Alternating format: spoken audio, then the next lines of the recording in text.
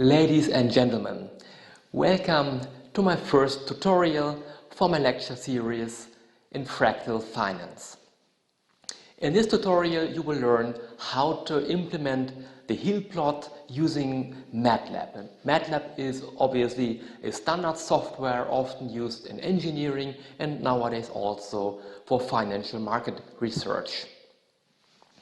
Recall from the lectures that the maximum likelihood estimator alpha hat for a given dataset is defined like we see here on the whiteboard.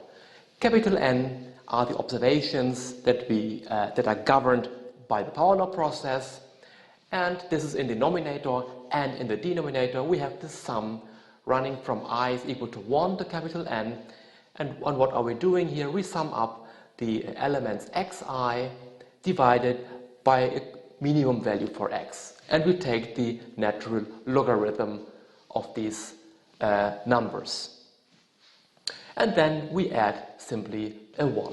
So that's the definition for the maximum likelihood estimator. And one thing that is important to note here is that the maximum likelihood estimator is derived under the assumption of independency. So the observations in our data set should be independent. Why do we need the minimum value? Well, recall how the power law function looks like.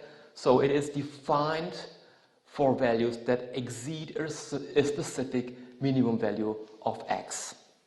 Recall that we're dealing with two distributions, a thin-tailed part and the fat-tailed part. And the fat-tailed part is governed here by a power law process, whereas the observations below x minimum, they are governed obviously by the thin-tailed part of a certain distribution.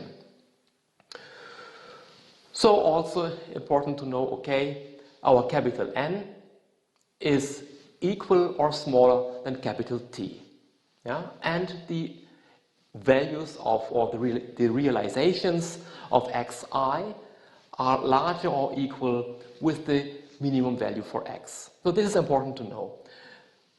Obviously, we have many different possible candidates that in our data vector that could be candidates for x minimum.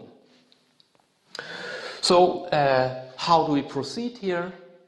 So the first step is that we sort our data vector in an increasing order from x1 is here in the sorted vector corresponds to the sample minimum, and x capital T corresponds here to the sample maximum. So what are we doing then? Well, in the first iteration, so the first candidate obviously is the realization that has the lowest value, so the sample minimum. So the first step is in our iterative procedure. We take the lowest observation, the sample minimum, as the first candidate for the x minimum. It's the x minimum 1. That's the sample minimum. And in this case, capital N is equal with capital T, which means we use all observations here. So here, in the sum here, all capital T observations are obviously a part of the maximum likelihood estimation procedure. So then what we get, we plug in the corresponding values here, and what we get is then, if we multiply it out, what we get is then obviously the first vector x minimum 1 and the corresponding alpha hat 1. We can find it then in the Hillplot. It is obviously then here, somewhere here. It is the first data point in our Hillplot. Note that the Hillplot has on the x-axis the corresponding x values, starting with the lowest observation, the sample minimum, and on the y-axis we have the corresponding estimated power law exponent alpha hat. So this happens in the first iteration. In the second iteration, we access the observation, our sorted data vector from observation x2 until capital T. So obviously, we are dealing here with capital T minus n observations or realizations of our data vector. In this case, okay, we say that the second lowest value or observation or realization in our data vector should be the minimum value for x. Okay, x minimum 2 is equal with the second lowest observation, and our data vector that we access here for estimating the maximum likelihood estimator is now smaller because we access only the observations x2 until x capital T. Yeah? So in this case, our capital N here is obviously lower. It is capital T minus 1. And what we get when we estimate, when we calculate this estimator here, what we get then is the x minimum 2, the second candidate, and the corresponding alpha hat 2. Yeah? And this is then obviously here in the Hillplot the next candidate here. And we do this until capital T minus 5, so we have to stop somewhere, obviously, because we want to have at least some observations to be governed by the power law process. So in the last iteration here, if we say, okay, we stop this iterative estimation procedure at observation capital T minus 5, that means that we only access these observations here, yeah, in the last iteration. So then, again, we set our corresponding x minimum value is then the observation capital T minus 5, which is this guy here. That's our new x minimum value, and obviously in this case we have our only 5 observations. Capital N is 5, because we have only 5 observations here that in this iteration are governed by a power law process. So what we get then is, we get obviously then again another vector here, the last vector for our maximum likelihood estimators, and it's then given by x minimum is then the observation of xt minus 5, and we get the corresponding estimator for alpha hat. So in total we have capital T minus 5 maximum likelihood estimators, and once we plot them, if the data is well behaving, it looks like we have plotted here. So it's a function that is first increasing, yeah, and then we have here a saddle point, yeah, so it's increasing at a decreasing pace. Then we have the saddle point here, and then it's increasing. The slope, as you see here, is much steeper than it is here. Yeah? So in practice, what people do is they use the saddle point here. Yeah? The saddle point is usually taken in practice as the optimal maximum likelihood estimator alpha hat, and here the corresponding x minimum value. So this is done. This is how it looks like in practice. So we can basically, from visual inspection, have a quite good guess of what is the real or what is the optimum for our maximum likelihood estimator. But the data in real life is not always well behaving, okay? So if we use simulated data, then it would look like this graph here, but in real life it could look differently.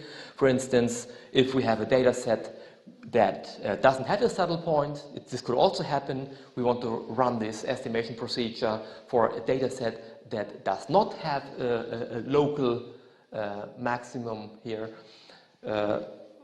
or a saddle point. So it could happen that we have a data set that is where the Hillplot shows just an increasing or an exponentially increasing evolution. This should be obviously a sign of that perhaps the data set does not exhibit fractality. Okay, so if the data set looks like this, then it could be that we do not have a Paretian tail. Yeah? So that the data set is not governed by a power law process. The question then arises, how does this look like in practice when we want to program this in Matlab? So Matlab is obviously a program that is based upon matrix calculus. So we start with creating a zero matrix, and in this zero matrix we want to store our results. So in our case, the zero matrix has the dimension capital T minus 5 by 2. In the first column of our zero matrix, we want to store the corresponding x minimum values for each iteration t. In the second column, we want to store the corresponding estimated power law exponents for each iteration t. So then we start with, once we have this once we have constructed this zero matrix where we store our results in, then we start with the first for loop, the so-called the outer for loop. And in Matlab, obviously, we often operate with for loops in order to compute iterative procedures. So what do we do in the first for loop? In the first for loop, in iteration t is 1, in the first iteration, so we access the whole data vector, sorted from smallest to largest observation. So in the first iteration, we take the whole vector, and the corresponding x minimum value is the first observation, which is the sample minimum. Okay, so this guy here, we store then in our result matrix as the first element 1, 1. Yeah? So then, after we have done that, after we have stored this guy here in our result matrix here, we move on, and in the second for loop, we construct a vector of zeros where we again want to store some intermediary results. This is an auxiliary vector, and this is always in each iteration overwritten. So the length of this vector here corresponds to the length of the vector in the outer for loop. Yeah? So, and what do we store here? So we want to divide, recall from the maximum likelihood estimator that we, in the denominator, we have to sum up something. And what we have to do is, we have to divide every element, every observation from this vector here by the current x minimum value. And we have defined the x minimum value here already in the outer for loop, and that's the first observation here, the sample minimum. So we have to divide all observations in our original vector by the x minimum value, the sample minimum. This is what we have to do. Well, what we do then is, finally, we just have to compute the maximum likelihood estimator for alpha hat, and that is, we have to take the number of observations here, which is capital N, and this corresponds to capital T because we access the whole vector, and we have to divide it by this sum here. Take the sum of this vector after we have filled it in, after we have stored the corresponding expressions here, figures, and then we add 1, and that's then the first maximum likelihood estimator for alpha hat. Yeah? And what we do then is we store this guy here in position 1, 2 in our result matrix. In the second iteration, likewise, what we do here is, okay, our vector that we consider here shrinks a little bit, so we only access the observation x2 until x capital T, so the length here, this vector here, is obviously then a t minus 1 by 1 vector. Yeah?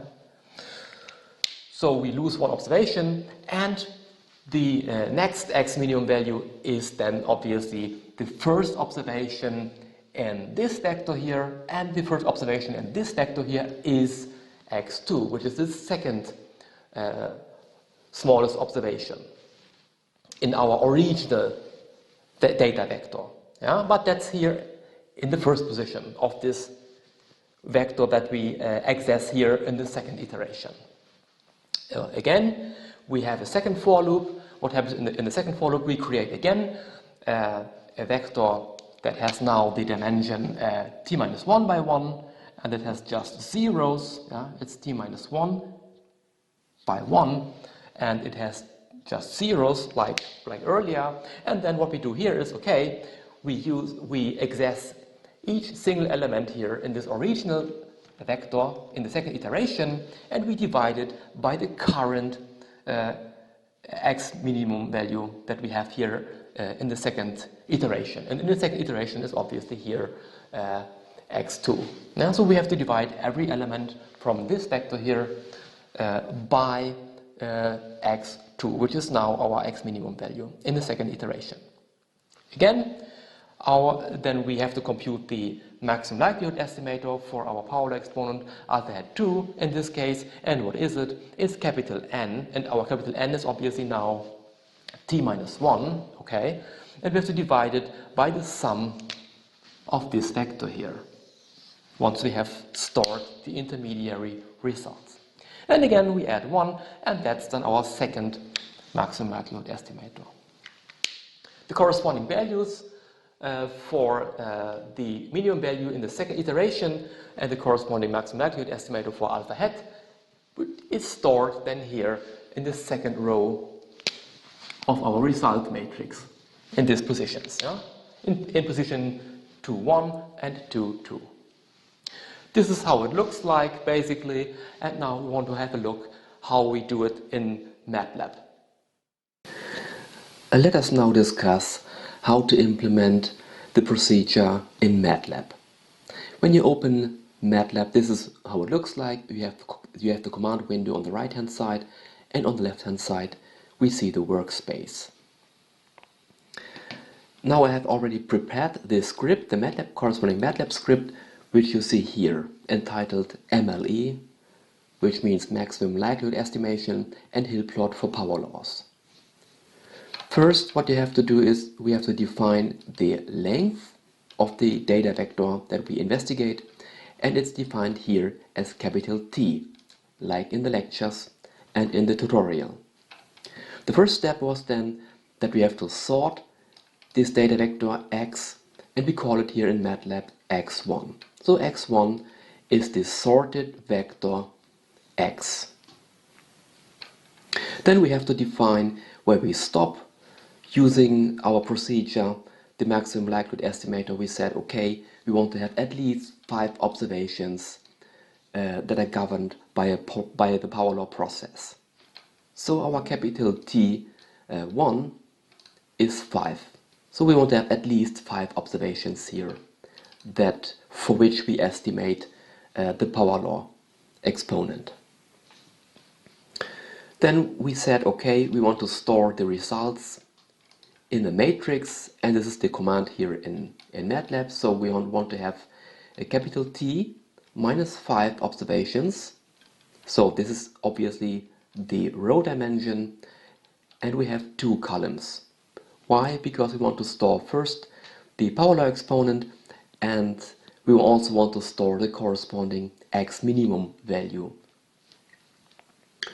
So this is exactly what we have seen on the whiteboard as well. Yeah, we have to store the result somewhere, and we create first a zero matrix, yeah, that has capital T minus capital T1 rows and 2 columns. Then we start our procedure, and it's important to know that we obviously have to store our results, yeah. So the result matrix has to be before the for loop starts.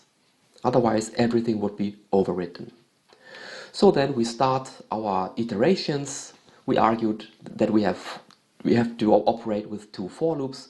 Here is the first for loop, yeah, and it's it goes from t1 until t minus t1. So in the first iteration, small t is 1, yeah, and what's happening here? We define a vector x2, and note now that this vector here is overwritten in the after the first iteration of this procedure is finalized. Okay, so everything that is here in the for loop is overwritten. So in the first iteration, again, so x2, what's happening here? We access the elements 1 until capital T from our data vector, from our sorted data vector x1. Okay, so the minimum value, what's minimum value? It is the first element in this vector here, in x2, like on the whiteboard. What we do then is, okay, we say, okay, we want to store an element 1, 1. So in the first iteration, again, t is 1. In 1, 1, we want to store the corresponding x minimum value, which is the first element of our data vector. Then we say, okay, the current length of our data vector is the whole length of x2, and x2, as we know, has the dimension t by 1 in our first iteration. Then we want to calculate the maximum likelihood estimator. We want to estimate the alpha for this vector. What we do here is, okay, we create a zero vector that has the dimension n by 1, where we have n rows and 1 column. It's a column vector, n by 1 column vector, yeah, consisting of zeros. And here it starts the second for loop.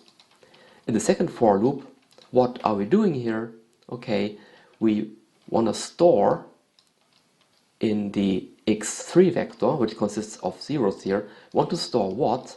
Yeah, each element from x2, we access each element from x2, and we divide it by the current minimum value x. So we do this from I is 1 until capital N, along our data vector x2. Yeah. So once this is completed, and once we have basically we plugged in the corresponding values here in x3. Yeah. So after the for loop is finalized, our x3 vector has consists of has corresponding values here. Yeah, the corresponding values that we have defined here. What we do then is, okay, we define our alpha is what? It's capital N over what? We have to take the sum of x3, like we discussed on the whiteboard, and then we add a 1.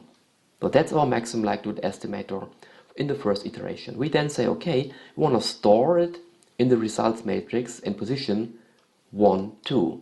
So it's in the first row, the second element. So that's the alpha. So once the first iteration is finalized, we move back. Then obviously small t is 2. Okay. What happens then is, okay, we get a new vector x2, and x2 is then what? It is our sorted data vector, and now then we access the observations 2 until capital T. Okay, so this is what happens if small t is 2. Then the corresponding x minimum value is obviously the second observation in our data vector, in our sorted data vector. But here, since we access here the observations 2 until capital T, it's the first element. It's the first element in our x2 vector, like we discussed on the whiteboard. We want to store the current x minimum value, or the x minimum value in the second iteration, here in position 2, 1. So it's in the first column, the second element, like we discussed on the whiteboard. The current length of our data vector x2 is then the length of x2. This is the command in Matlab that defines our current number of observations, capital N. We then again we construct first a zero vector consisting of, it's an n by 1 vector of zeros, okay, and we want to store some intermediary or auxiliary results in it. So we go through this vector here, yeah, and we want to store something in it. And what are we doing here? The same like above, that we did in the first iteration, but now for the smaller vector. Again, so each element, we access each element, I, from I is 1 to capital N in our x2 vector, yeah, and each element in our x2 vector here is divided by the current x minimum value in the second iteration. Once this for loop here is completed again, then in our x3 vector we have then plugged in all the corresponding values that we need. Then we just have to take the sum here, what we see here in our formula. The alpha is then in the second iteration defined again as capital N divided by the sum of this guy here that we just constructed, yeah? And we add again a 1, and our alpha of the second iteration is computed. We stored it then obviously here in second iteration when we store it in the results matrix as element 2, 2. So the second row and second column. So this is how it works.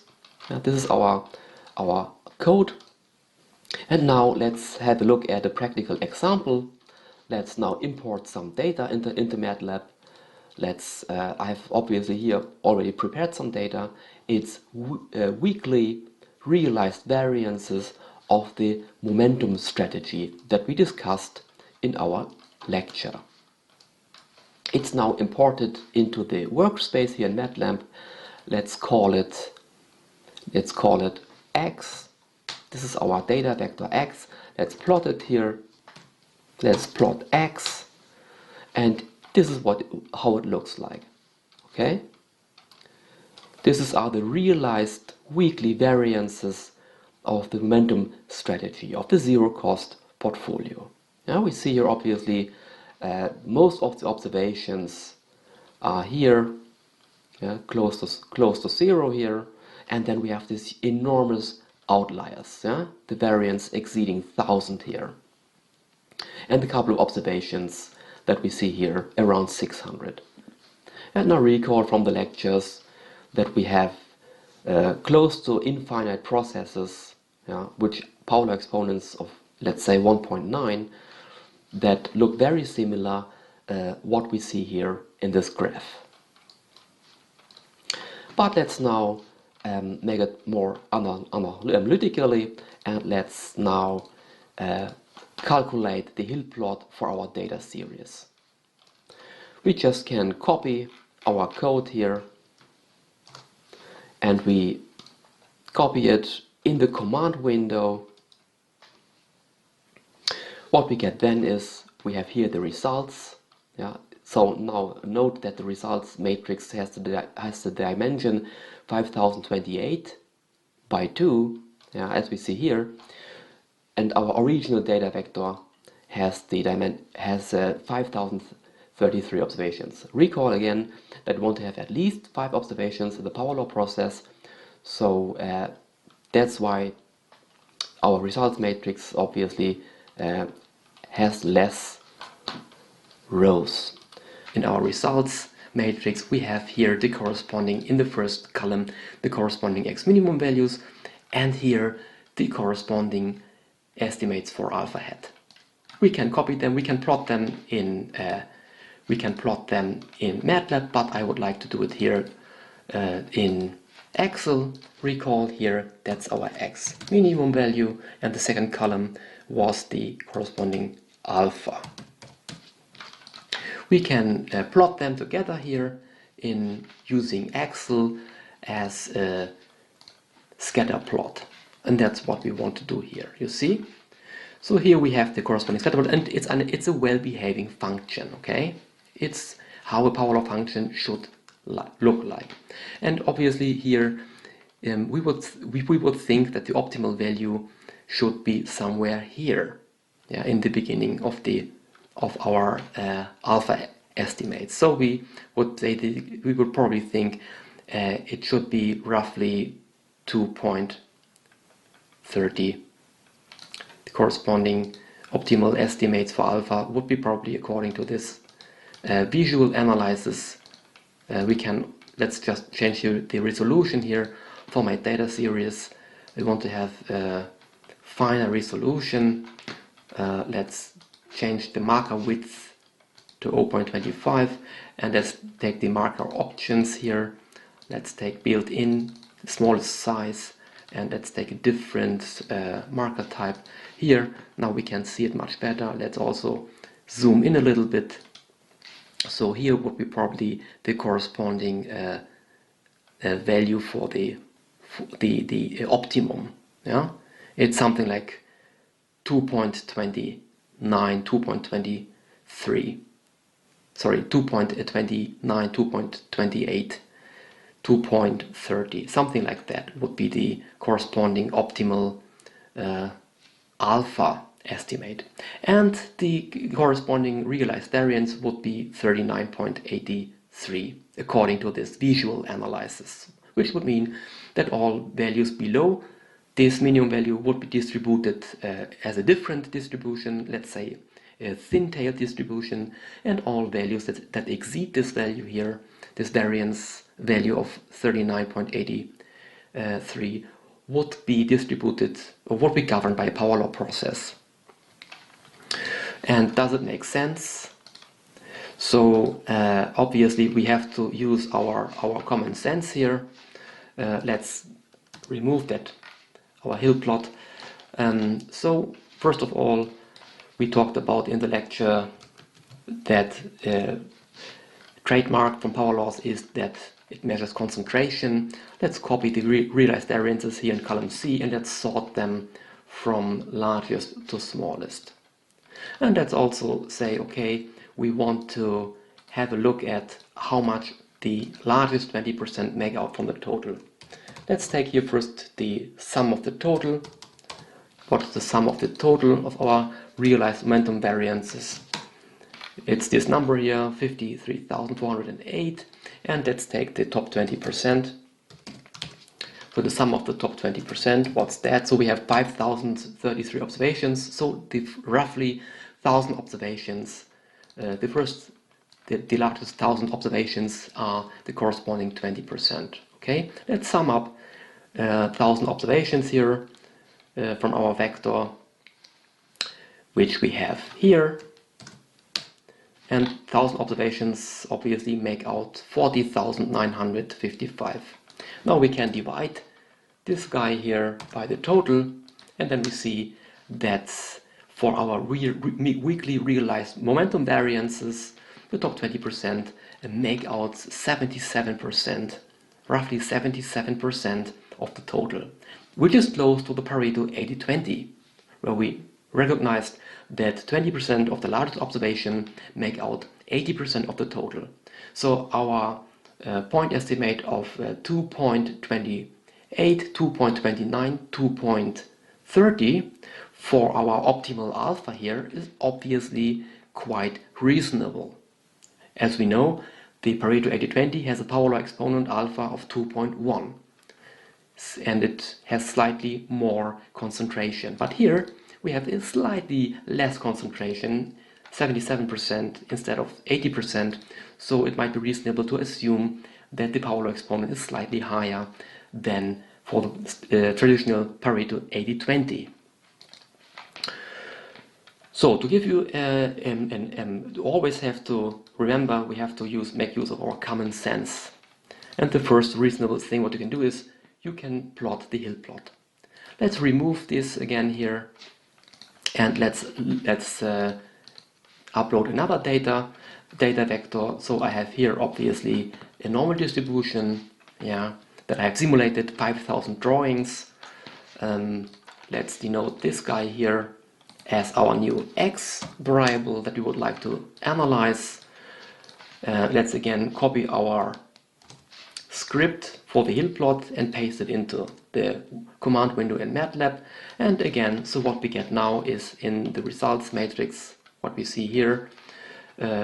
Here we have now the corresponding estimates for the minimum value and the alpha hat for using the normal distribution.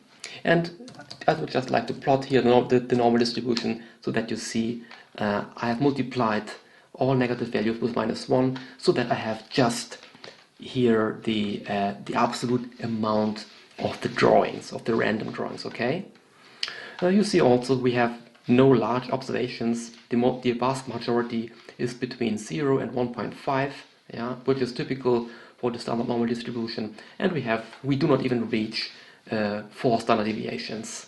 Okay, so this is a classical standard normal distribution. So let's copy our estimates back here into Excel. Okay, remember we have here the first column was our minimum value, the second column was the corresponding alpha. Let's again mark this, highlight this, and insert a scatter plot here, and this is how it looks like. Okay, so let's also change the resolution. Let's format the series here. The marker should